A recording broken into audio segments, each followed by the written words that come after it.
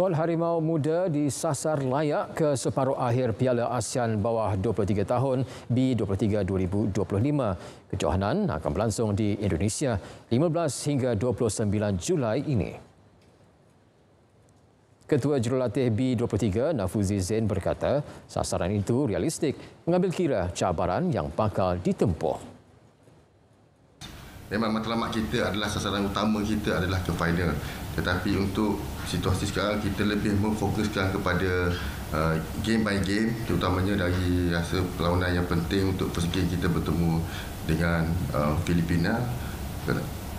Selepas itu dengan Brunei dan cabaran yang agak tough kita berdepan dengan tuan rumah Indonesia. Jadi kita meletakkan layak ke separuh akhir itu adalah target utama kita. Tumpuan perlu diberi kepada setiap perlawanan secara berperingkat, bermula dengan aksi sulung menentang Filipina dalam saingan kumpulan A.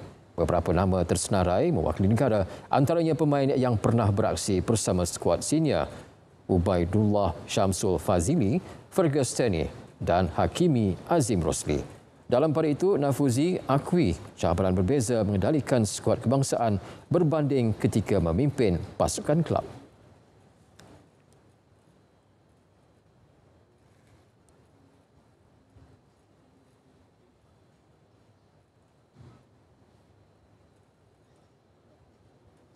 Ketiadaan saingan Liga bawah 23 tahun B23 musim ini tidak seharusnya dijadikan alasan untuk pasukan kejurulatihan gagal mencungkil bakat-bakat muda berkualiti.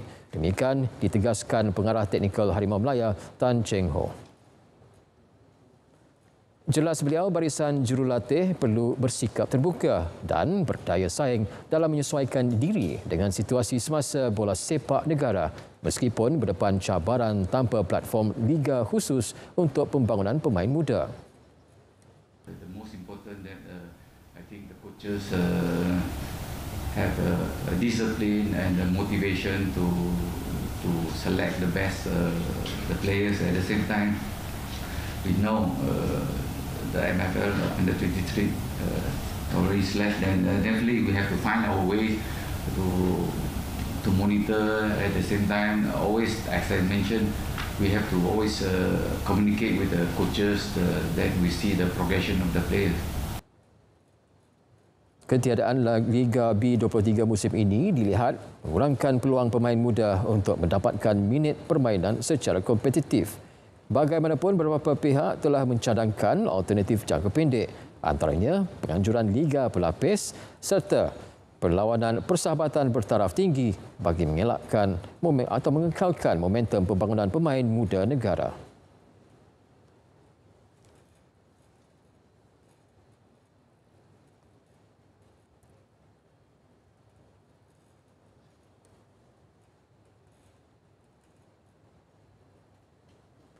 Ratu Luncur Air Negara Aliyah Yung Hanifah yang meraih 3 pingat emas kepada Kejohanan Universiti Dunia 2025 di New Zealand pada Mac lalu bakal mengetuai cabaran Malaysia ke Kejohanan Ski Air and Wakeboard Asia IWWF 2025 di Bangkok, Thailand dari 26 hingga 29 Jun ini.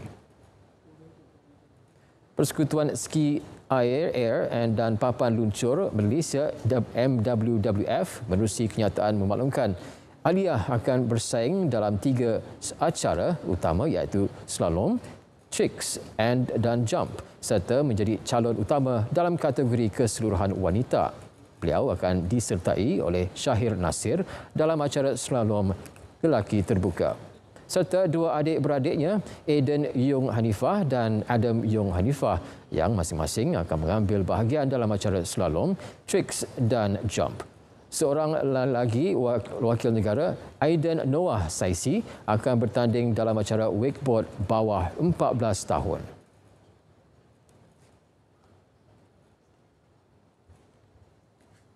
Empat anggota bomba bakal membawa cabaran negara ke pentas antarabangsa. Mereka akan menyertai acara bina badan dalam tamasya sukan polis dan bomba dunia WPFG 2025 di Amerika Syarikat hujung bulan ini. Terdahulu, kehadiran Abang Bomba itu mencuri tumpuan pada perarakan Hari Kebangsaan sebelum ini.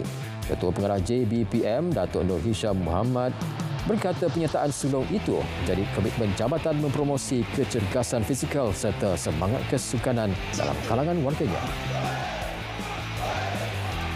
Pergi ke Alabama USA ini sebab pencapaian tahun lepas itu sangat amat memberangsangkan. Saya percaya mereka akan beri yang terbaik. Of course, macam mana dikatakan oleh KSU tadi, ini bukan perjuangan individu tetapi perjuangan untuk jabatan dan juga perjuangan lebih besar untuk negara. Bagaimanapun, tiada sasaran tinggi diletakkan memandangkan ia pernyataan pertama dalam tamasya berkenaan. 34 atlet JBPM mengambil bahagian dalam pelbagai acara. Piala Dunia Klub, Benfica menewaskan juara Jerman Bayern Munich 1-0 untuk menjuarai kumpulan C dan mengesahkan kemaraan ke pusingan 16 pasukan terbaik. Peringkat kumpulan di tempat kedua, Bayern akan berdepan klub Brazil Flamengo di pusingan seterusnya. Kedudukan itu kekal hingga sementara itu Boca Juniors gagal mara ke pusingan kalah mati selepas diikat 1-1 oleh klub amatur dari New Zealand Auckland City. Boca mendahului permainan pada minit ke-20 melantun ke tangan penjaga gol Auckland Nathan Garrow dan menerjah gawang untuk gol sendiri. Auckland pula menjaringkan gol tunggal mereka di kejohanan itu pada minit ke-52 menerusi Christian Gray sejurus sebelum perlawanan dihentikan. Sekian berita perdana. Malaysia Madani, rakyat disantuni. Assalamualaikum.